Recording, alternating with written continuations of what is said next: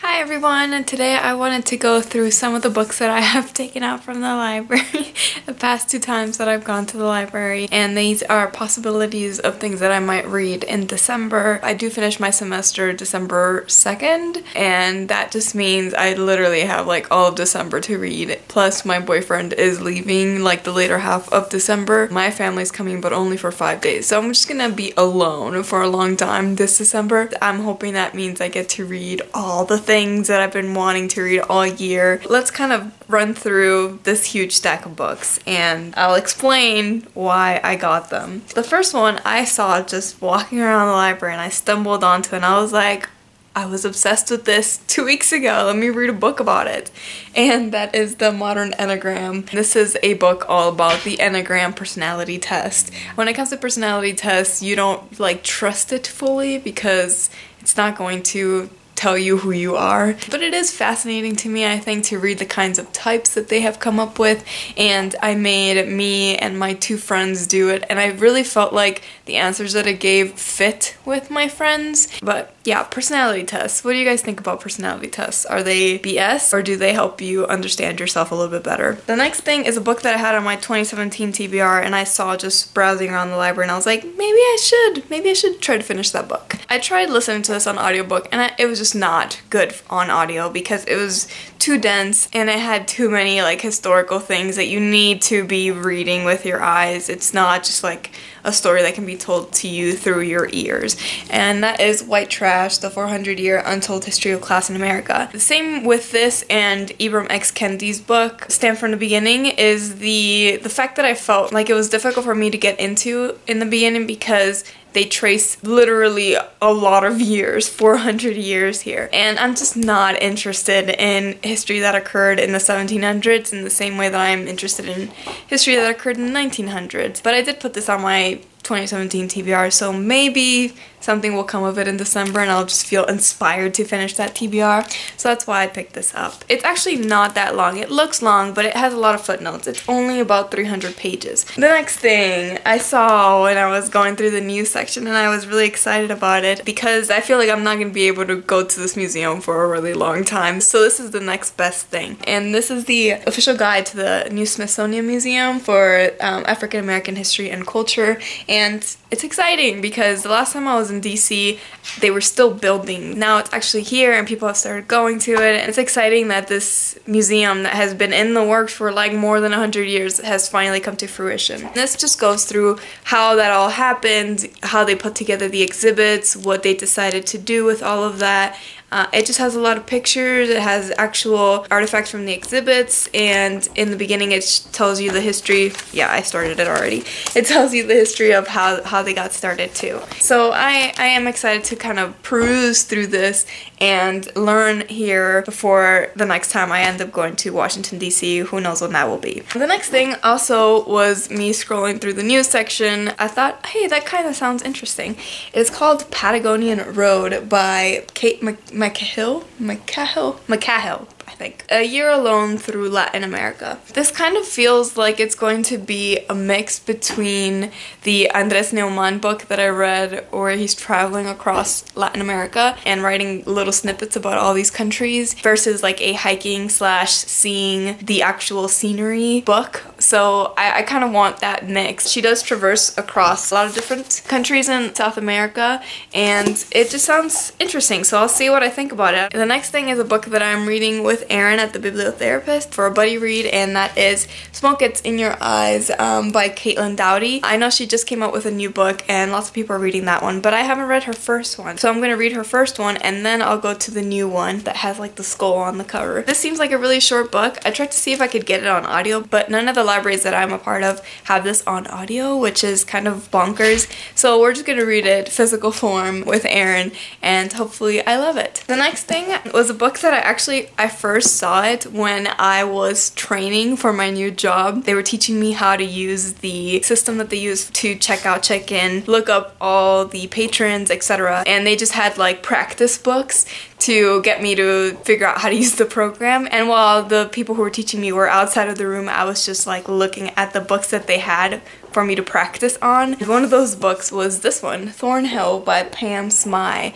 And this is a graphic novel, a children's graphic novel. It's supposed to be slightly creepy. I also saw Hannah from Beginning to Bookend talk about this book, and I don't think she loved it, but I am willing to give it a try when I'm in the mood for a graphic novel. The next thing is a book that I feel Valentina Garcia has talked about, and that is The People Are Going to Rise Like the Waters Upon Your Shore by Jared Yates Sexton. It's called The Story of American Rage. So it says that it's a first-hand account from a journalist of the events that shaped the 2016 presidential election and the cultural forces that divided both parties. We'll see what I think about this one as I continue to read lots of things to understand the kind of moment that we are in. Another book that I kind of just spotted and I was like, maybe that will be interesting. Plus, I've heard of the author, and that's The H-Spot by Jill Filipovic. This is a book about the feminist pursuit of happiness. Sounds interesting. In the Declaration of Independence, we have this promise of happiness, or at least the freedom to pursue happiness. Jill Filipovic is arguing that women don't really get that same ability to pursue their happiness. She, I think, is going to go into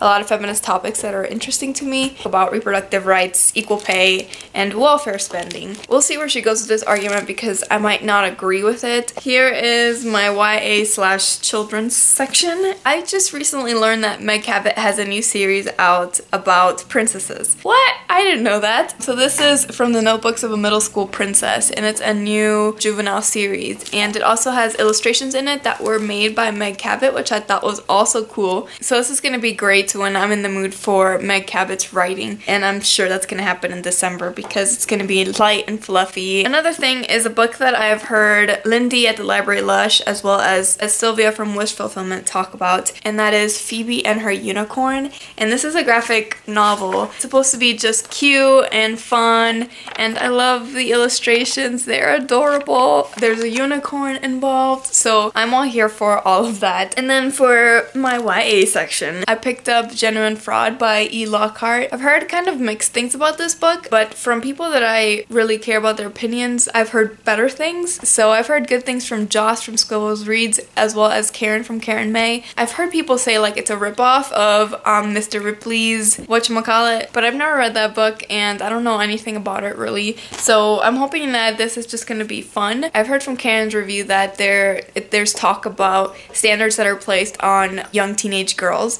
and I'm always fascinated by that, and I think E. Lockhart does have good social commentary in her books. I'm thinking specifically of like The Disreputable History of Frankie Landau Banks. That one had a lot of commentary that I loved. The next book is a book that I've been wanting to read for a few months. I think I even put it in my autumn readathon TBR, and Claire said recently that she wanted to read it, so we're gonna try to do a buddy read of this. It's Human Acts by Hong Kong. You've already heard me talk about this. I did end up getting like 30 pages in, but I'm just gonna start over. I'm hoping that this one blows me away even more than The Vegetarian did. Another book that I'm really excited about that really I haven't heard anybody talk about, and I think it's gotten the same kinds of mixed reviews that The Girls by Emma Cline got, but I really enjoyed The Girls by Emma Cline, and I'm alone in that camp, whatever, it's fine. But I'm hoping that I get kind of the same thing from Perennials by Mandy Berman.